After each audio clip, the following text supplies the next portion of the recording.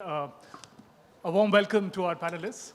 So, the theme of this section of the panel discussion, number 4 of the day, is planning for disaster. Now, however big or small a coverage, as a journalist, we know there's a great degree of importance, implications that planning for the coverage can have.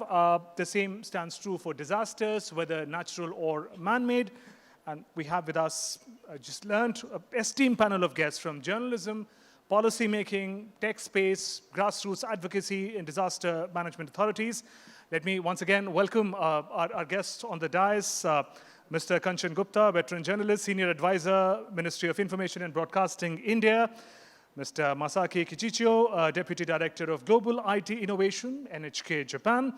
Ms. Anita, Dullard, Spokesperson, Asia and the Pacific, International Committee of the Red Cross, that's ICRC.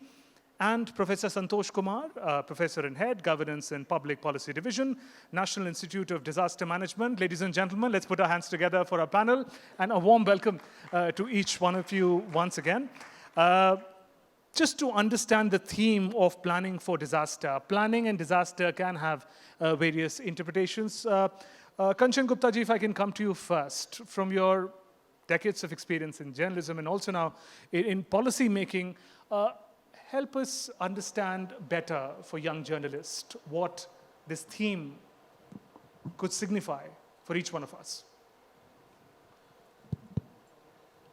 Thank you for inviting me to speak at this forum and share some thoughts with you. You see, unfortunately, a lot of media-related issues that are now being discussed, they never came up for structured platform discussions earlier. Possibly the nature of media has changed. The scope of media has changed, and media has become more global by definition, and the area of operation, therefore, has vastly increased. Now, one of the things which media should very closely look at, and by media I mean media houses, should very closely look at, is how do they plan for exigencies, for emergency situations. After all, when you're talking about preparing for disaster, no disaster gives advance warning and then happens. So you have to have a very well laid out plan. You have to have excellent preparation, and you have to have a command and control situation in place which can trigger immediate response.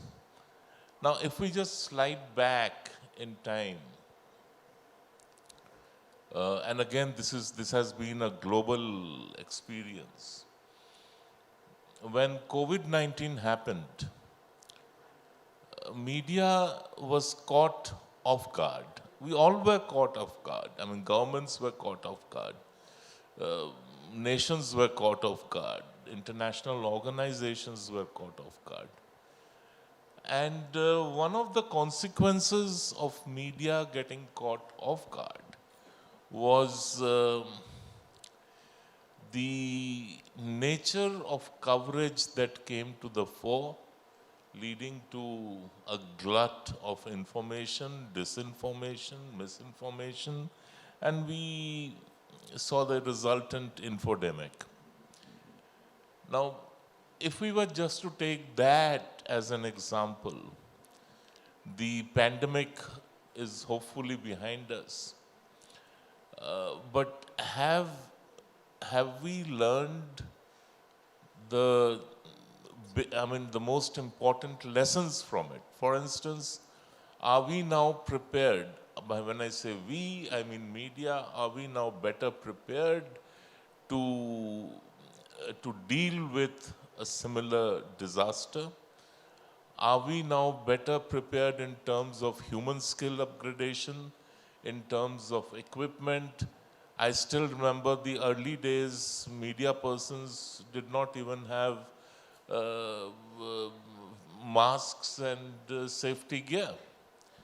So, these are small things, but they matter.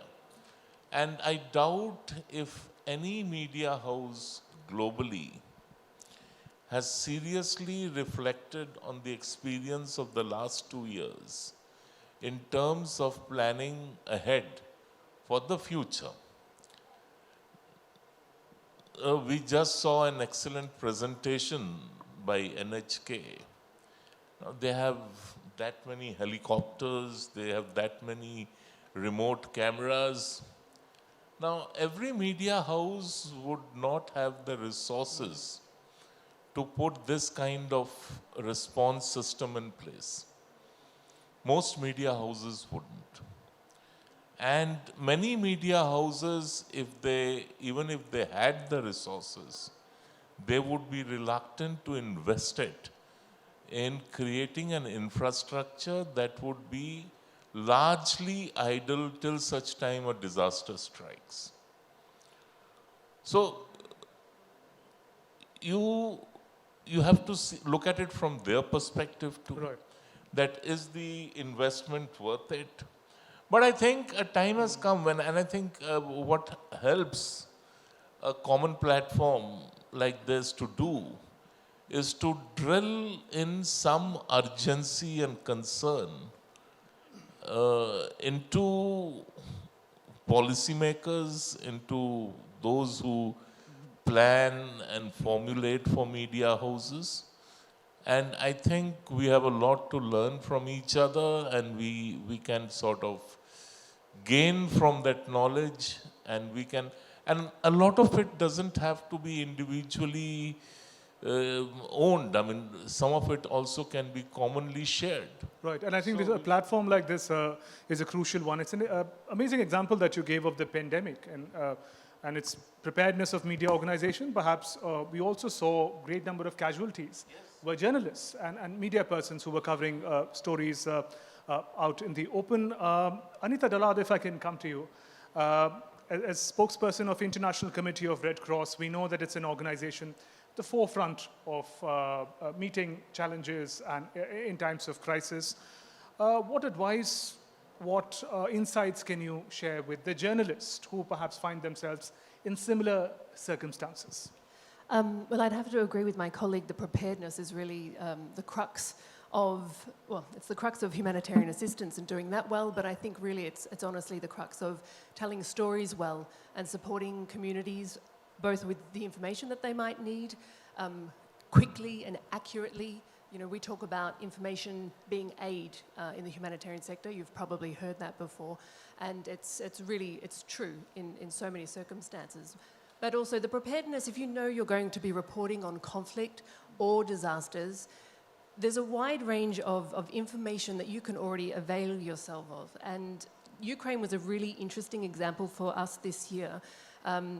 The International Committee of the Red Cross is the part of the Red Cross that works on conflict and violence, and we're mandated through the Geneva Conventions. I won't get heavy onto that, but basically, suddenly we found ourselves in a situation at the beginning of the year that media didn't understand international humanitarian law, the laws of war, and so they needed to suddenly understand what were the responsibilities of the parties to the conflict, what were the responsibilities of organisations like our own and the UN, in order to be able to accurately report on what was going well and what was going wrong and where they thought there might be violations. So those kinds of information and short courses and that kind of stuff is something that you can always reach out to in advance and come to organizations like our own for help on. Right. And Anita, we'd also like to learn from you. You mentioned the Ukraine war. Some real examples and instances of the manner in which there are some takeaways, the manner in which the Red Cross Society operates that the journalists could learn from, or perhaps seek support and help from the Red Cross group. So can you give us some insight into the manner in which you're operating in a crisis that is live for all of us, the Ukraine war? Yeah. It's a really interesting example, and Ukraine has mobilized the entirety of the Red Cross and Red Crescent movement. And I think some of the key learnings for us has been mentioned constantly across today's forum is the influence of misinformation in crisis contexts. So for us, this has been a really huge challenge, and it's not just the fact that people don't have accurate information. That, of course, is a really huge part of the problem, but it also is a challenge for our own security and access and ability to provide humanitarian assistance. So being able to work closely with media to try and debunk some of the disinformation and misinformation that's floating around has been vital to being able to continue our work. But also, of course, we've been in Ukraine for 8 years, and the Ukrainian Red Cross has obviously been there for a lot longer. So we can also provide some background and advice on the security situation, what to expect, and who you could rely upon in terms of authorities and so forth. Right. Professor Santosh Kumar, if I can come to you, sir.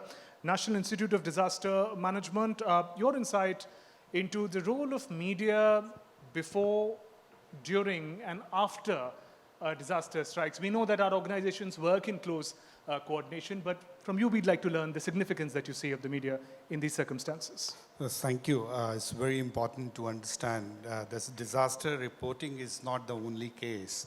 And insist that you said that media has a outreach to the last mile. So in terms of that, how we can take this prevention and also that post-disaster impact. So pre-disaster, during disaster, and post-disaster. Yes. So three things that media can play a very, very creative engagement with the people, because we are saying service to the people and also policy advocacy and pressure to the government also at the time of crisis. So first of all, I would like to mention that how that information about the risk is getting transmitted to the people in the forms so that people can also participate in the whole of the process of risk reduction. So it should not be the governance role alone. So how with the governance, people can get engaged themselves. But that information about the risk should not be a very kind of a sensational kind of a news. I have a kind of this kind of experience when interacting with media, that whenever you talk about this, India has already mapped that which region is going to likely to face the disaster like earthquake. But when we are talking, and the second day you'll find this that big earthquake is coming like a headline. So I would suggest that media can play a very, very sensitive role in terms of sensation to sensitiveness. And that is very important for educating and informing people about the risk which they are going to face. The world has changed. The third point which I would like to mention in terms of sincerity of giving this information. So, sensitivity, sincerity, and then we say that to the people. Like many things comes like that when disaster going to a strike, let's say cyclone is forming, and media is informing the people, evacuation, everything, and the national debate is going on, print media, electronic media, and also social media, which are very active. So how to, that time, during that time also many misinformation we are talking about is going. So this maybe media can take this responsibility to inform people correctly about this situation. So this is one of the, so talking to the right kind of a people is very important. And taking their views is very important in the pre-disaster scenario. During disaster scenario, I don't have to say much about that. We need to have a much more sensitive, because we have seen that 26/11, after that media has gone into transformation. Right. So that is another. So post-disaster, what happens that people are not aware that what happened, suppose what we are talking about Kedarnath flood, and every people got informed about the support of media. And then we do not know, the people do not know what happened after that. So story continuity should be there in the post-disaster, that whether recovery is taking place and how it is taking place. Many best stories have come up from across the globe also, so that media can also disseminate. So pre-disaster, as in informing people well in advance. During disaster is much more sensitivity in terms of what we are showing. The third thing is with in terms of post-disaster is that how that story which has built, going back to the site and saying that yes, certain things have been done and certain things have not been done. Right. So those kind of a constructive Right. thing would be there, and I would suggest that in the curriculum of the, say, the mass communication, Indian Institute of Mass Communication, we tried at an IDM level. We developed the curriculum for the journalist, with the journalist. We also worked with the Press Information Bureau, and that how we can actually inform the journalists. They are the very, very kind of a seasoned people, and they know how to handle information. So idea is to how to inform them in the form of curriculum, and how institutions, those who are engaged in training media, they should also become the most important institutions for giving this kind of a process. Right. I think, therefore, the session becomes all the more engaging and interesting because they're not just journalists on the panel. We have people from different institutions. Kanchan, Gupta, that point about constructive engagement, when different institutions, along with the media, come together for that sort of a constructive engagement to disseminate information to the masses in a responsible manner, it is a force multiplier, is it not? It's both yes and no. I mean, there was a mention of Ukraine. I mean, without wanting to go into the details of what's happening there.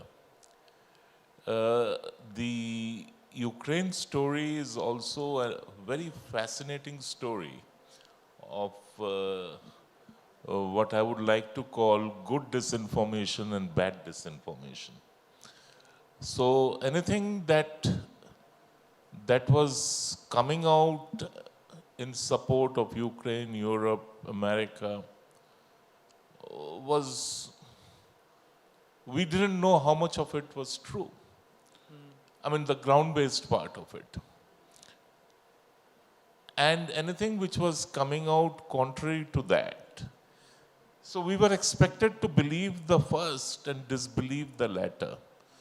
So there we had this whole idea of this, ours is a good disinformation, you better believe that, and that is bad disinformation, don't believe that. The same principle of good terrorism and bad terrorism.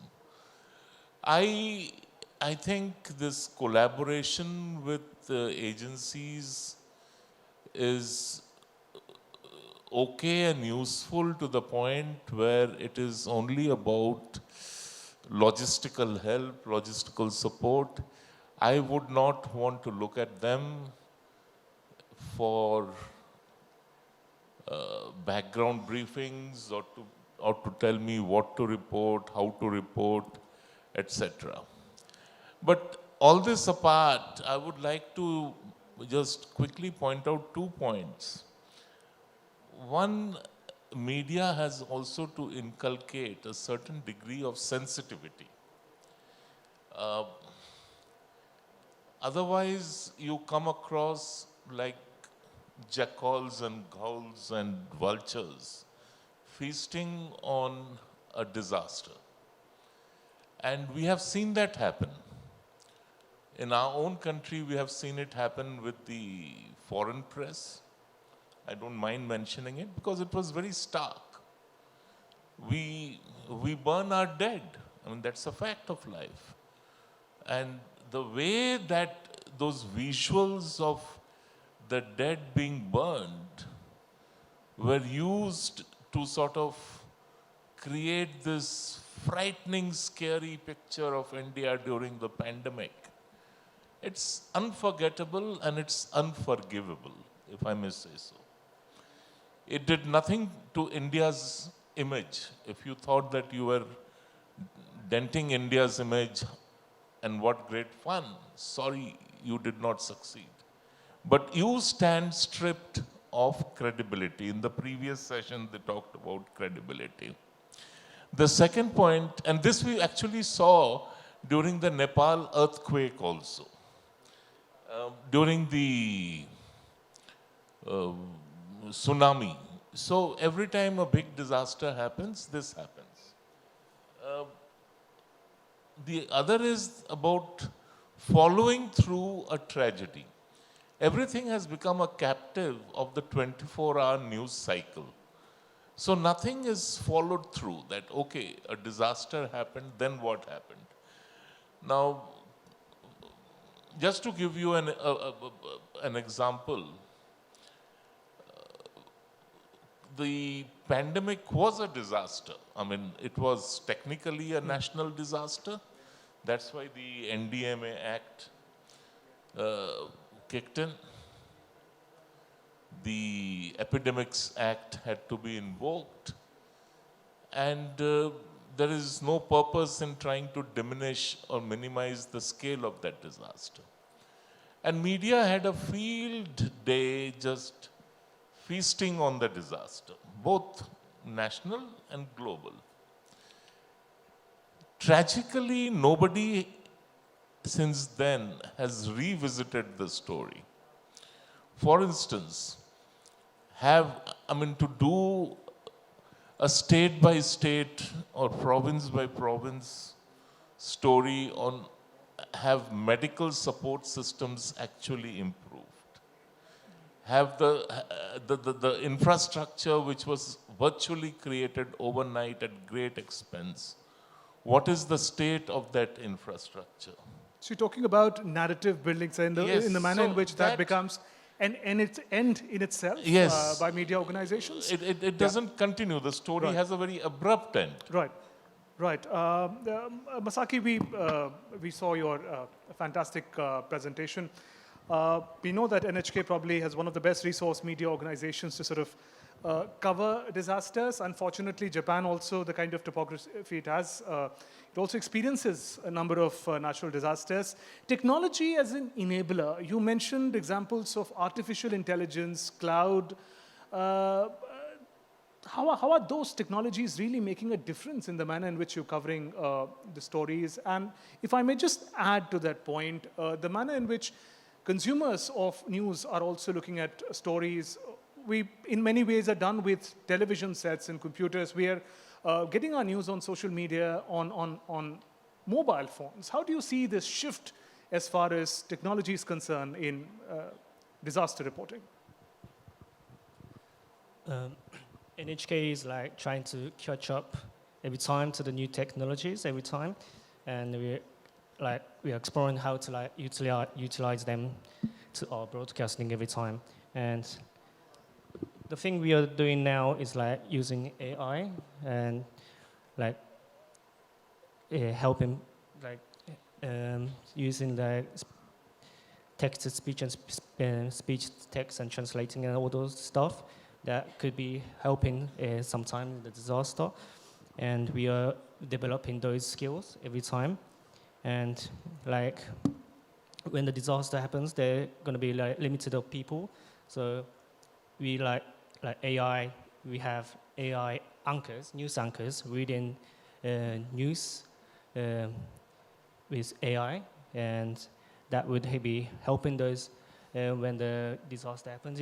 Everyone's going to be swamped with work, so we're going to use AI to help those happening, and then the social media.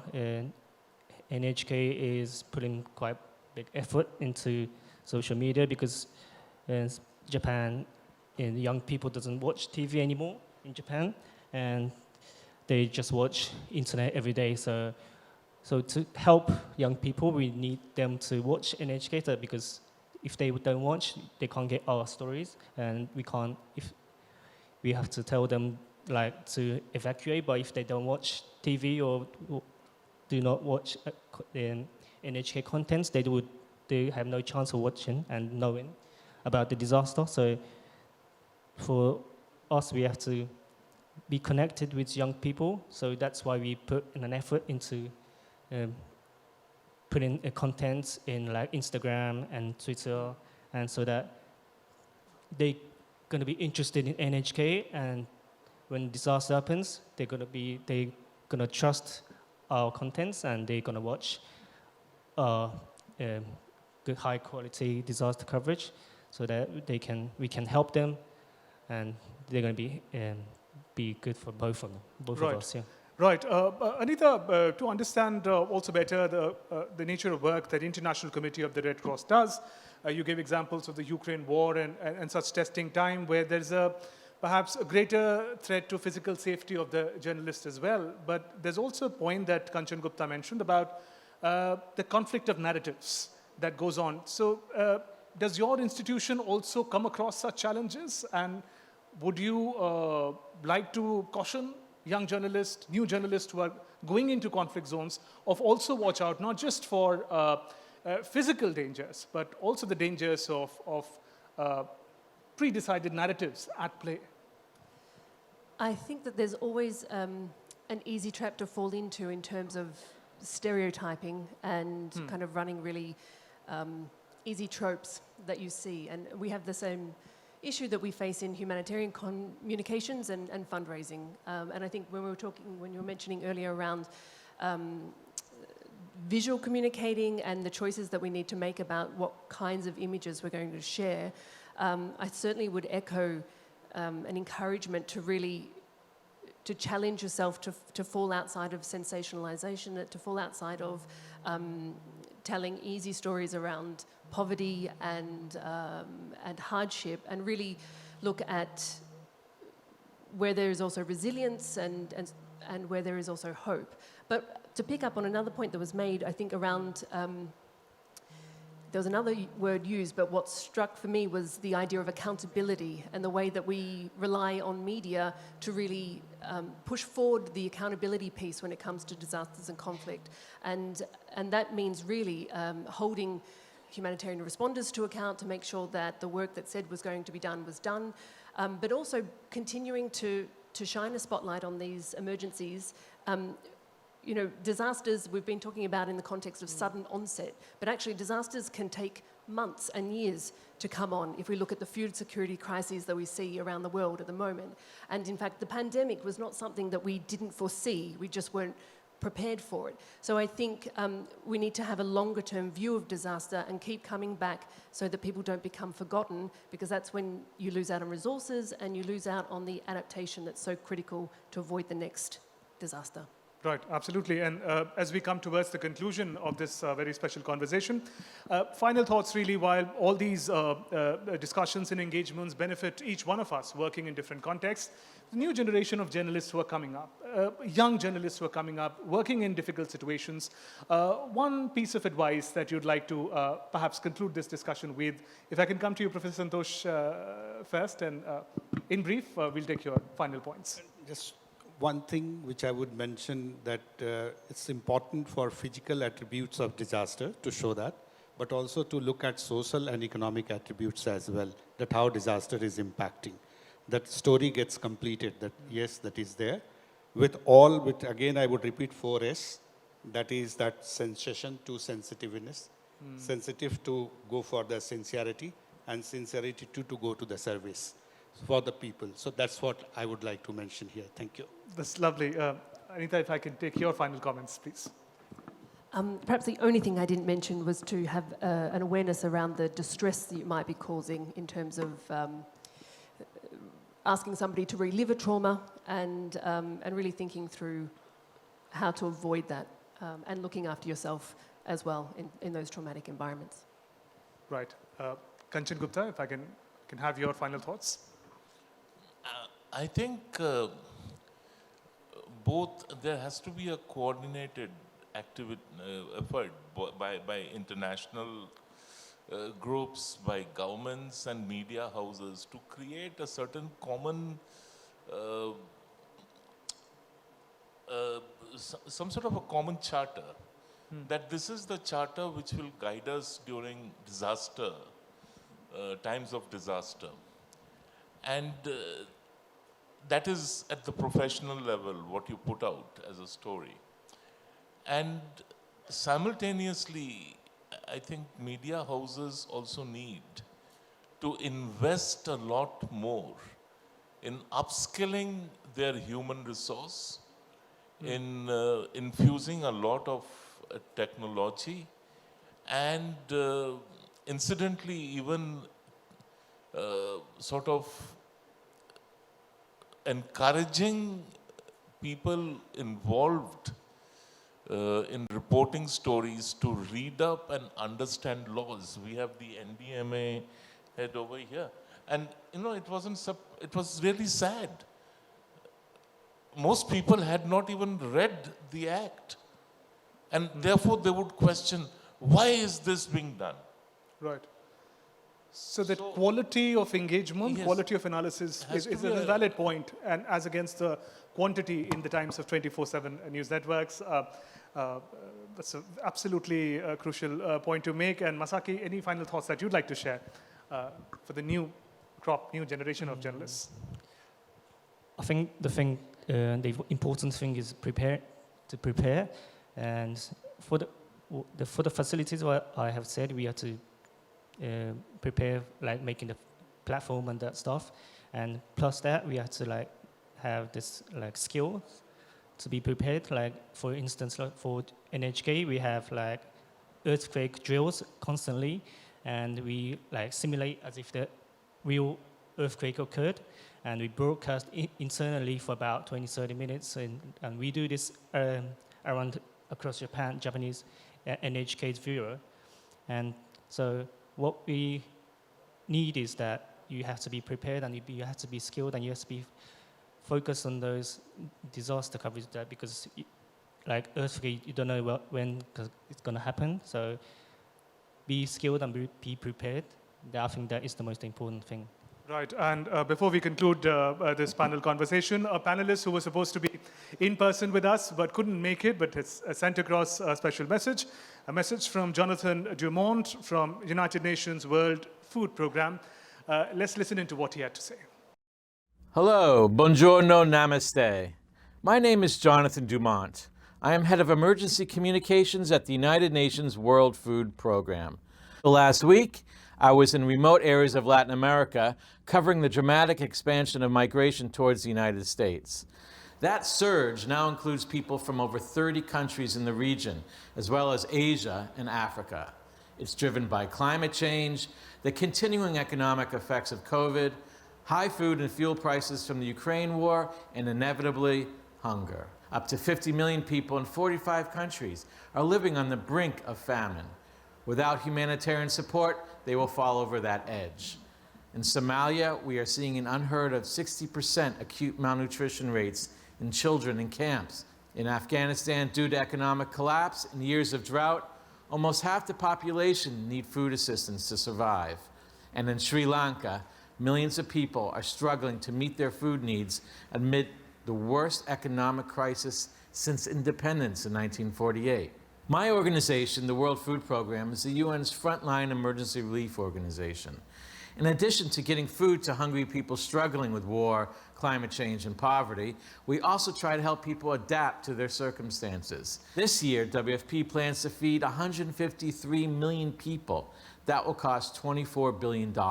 We are voluntarily funded based upon emergency appeals to the member states of the UN. So one of the most important things we do is to keep decision makers and the general public informed about where people are hungry. That is where you come in. The media is critical for us to give a voice to the world's hungry. There is a lot going on, and we know hunger may not always be the lead story. In Latin America, I was working with NBC News when they had to postpone at the very last minute due to the death of the Queen of England. On the other hand, last year, I brought ABC News' anchor to drought and hunger-stricken southern Madagascar. They ran their stories pegged to the climate summit in Glasgow. By the next morning, $4 million had been donated by their viewers, and the coverage has won ABC a Polk Award and 2 Emmys. So our collaboration can be a win-win for everyone. There are several ways we can help you cover these stories, including information, access, and content. WFP fights hunger in 82 countries. We also collect and analyze data on climate, food prices, and hunger, so the entire humanitarian community can know when, where, and how to respond.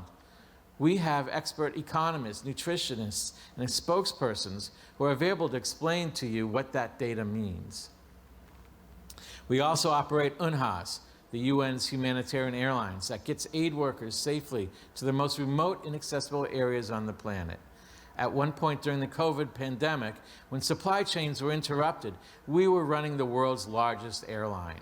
We frequently allow journalists, like yourselves, to access our flights. We also produce timely packages of professionally shot news video, which we provide together with shot lists and all the facts you need to produce your own TV news stories for broadcast. As many of you who receive them know, we provide you with a heads up when possible to help you plan and request interviews or specific footage. Recent releases include packages of video from Somalia, Ethiopia, Afghanistan, Pakistan, Sri Lanka, Yemen, Ukraine, and many other hard-to-reach areas. So please feel free to reach out to me at jonathan.dumont@wfp.org if you're not receiving them and would like to.